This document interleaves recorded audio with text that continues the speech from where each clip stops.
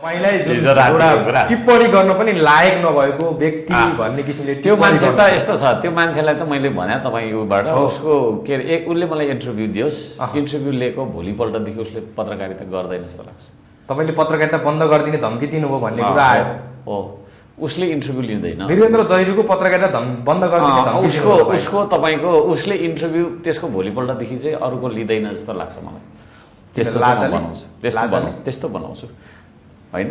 त्यो व्यक्तिले अनेक परेको आरोप मलाई लगाएको छु त्यो आरोपको प्रमाण म त खोज्छु नि त होइन तपाईँलाई ढुङ्गा बोक्ने भन्नुभयो क्रिस्चियन भन्नुभयो सबै कुरा म त्यही त भन्दैछु त एउटा मात्रै इन्टरभ्यू लियो भने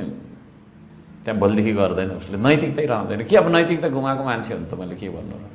तपाईँले यसमा सामाजिक फेसबुकबाटै तपाईँले प्रतिक्रिया दिइसक्नु भएको छ दिएको छु वीरेन्द्र जैरूलाई दिएको छु माननीय जस्तो मान्छे भएर फेरि एउटा पत्रकारले प्रश्न उठाउने बित्तिकै पत्रको त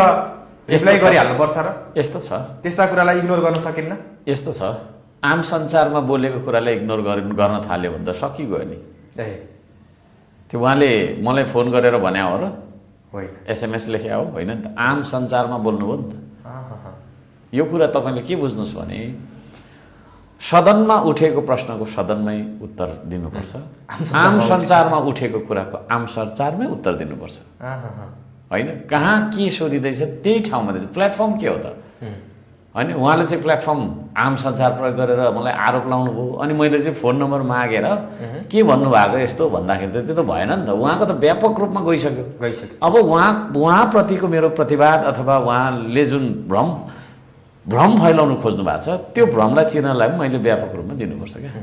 तपाईँले